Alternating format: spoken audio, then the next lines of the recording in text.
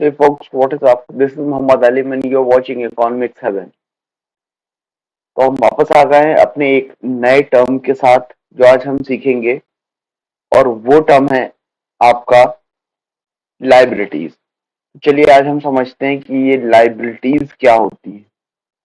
देखिए ये टर्म भी ऐसा टर्म है जो आपकी डेली लाइफ में आपने बहुत बार सुना होगा, लेकिन आपको इसका एक्चुअल में मीनिंग नहीं मालूम होगा। चलिए आज ये समझते हैं। देखिए लाइबिलिटी का मतलब होता है obligation to pay anything. Obligation to pay anything. अब सर जी इसका मतलब क्या होता है, आसान भाषा में समझिए। अगर आपको फ्यूचर में कुछ भी पे करना है ना, तो उसे हम क्या बोल सकते हैं, वो हमारी क्या है, लाइबिलिटी है। लेट से आपने एक बैंक गए और आपने एक बैंक से एक तरीके का लोन लिया। ठीक है, तो आपने बैंक से लोन लिया कितने का, लेट से 10 लाख रुपीज का। अब कभी ना कभी लेट से आफ्टर 5 इयर्स आप वो लोन उसका बैंक का पे करोगे। तो ये जो 10 लाख रुपए आपने आज लोन लिया है ना, ये आपको इन फ्यूचर यानी कि 5 साल बाद आपको पे करना पड़ेगा बैंक को। तो ये 10 लाख रुपए आपकी क्या हो गई, लाइबिलिटी हो गई। ठीक है, ऐसे कोई से भी एक्सपेंस है जो आपको फ्यूचर में पे ऑफ करने हैं, लेट से इलेक्ट्रिसिटी बिल। ठीक है, अब इलेक्ट्रिसिटी बिल क्या होता है, आप पहले इलेक्ट्रिसिटी यूज कर लेते हैं। अब उसके जब मंथ एंड आता है तो आप वो बिल पे करते हो, तो जो इलेक्ट्रिसिटी बिल क्या हो गई आपकी, वो भी लाइबिलिटी हो गई। ठीक है, तो ऐसी कोई सी भी चीज जो आपको फ्यूचर में पे ऑफ करनी होती है, वो हमारी क्या हो जाती है, लाइबिलिटीज हो जाती है। I hope this is clear to all कि लाइबिलिटी का एक्चुअल में मतलब क्या होता है, राइट। अब इसका हम टाइप समझते हैं। देखिए क्या होते हैं इसकी टाइप। ठीक है, ये थोड़ा सा मैं रब कर दूं फिर समझाएंगे क्या होता है इसका मतलब। जी, चलिए। अब देखिए इसके बेसिकली दो टाइप होते हैं। ठीक है, एक होता है हमारा करंट लायबिलिटी और दूसरा होता है हमारा नॉन करंट लायबिलिटी।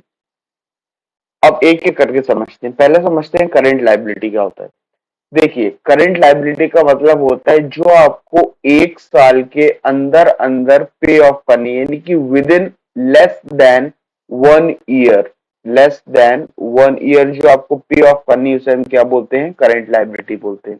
जैसे फॉर एग्जांपल आपने कहीं किसी से, अपने फ्रेंड से या फॉर एग्जांपल बैंक से कोई शॉर्ट टर्म लोन लिया हो, जो आपको बैंक बोलता है कि भैया आपको ये तो लगभग 3 महीने के अंदर अंदर या 5 महीने के अंदर अंदर या 6 महीने के अंदर अंदर पे ऑफ करना है, तो उससे हम क्या बोलेंगे, करंट लायबिलिटी के अंदर।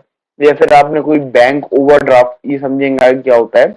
बैंक ओवरड्राफ्ट क्या होता है, एक तरीके से बैंक अपने प्राइम कस्टमर्स जो होते हैं उनको एक फैसिलिटी प्रोवाइड करता है कि आपके अकाउंट में जितना भी पैसा है आप उससे ज्यादा बैंक से निकाल सकते हो। तो बैंक उसकी टाइम लिमिट जो है वो 1 साल की जनरली कम रखता है। तो ये भी आपकी कहीं ना कहीं एक लाइबिलिटी होती है। ठीक है, तो जो 1 साल के कम अंदर हमें पे ऑफ करना रहता है, टाइम लिमिट पीरियड जो रहता है वो 1 साल से कम का रहता है, उसे हम क्या बोलते हैं, करंट लायबिलिटी।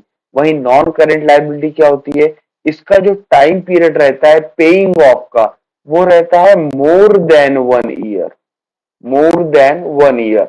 लेट से जो बड़ी बड़ी कंपनीज होती हैं या फिर जनरल, आप जैसे कि होम लोन लेते होंगे, कई लोगों को पता होगा जिसने लिया होगा, इसका जो टाइम पीरियड रहता है वो कंपनी क्या बोल, सॉरी बैंक क्या बोलती है, वो बोलती है कि आप 1 साल बाद आराम से इंस्टॉलमेंट्स में पे करते रहना। तो जनरली इसका जो टाइम पीरियड है वो 1 साल से ज्यादा है। तो उन लाइबिलिटीज को हम क्या बोलते हैं, non current liabilities. I hope this is clear to all, liabilities क्या होती है। ठीक है, थैंक यू सो मच।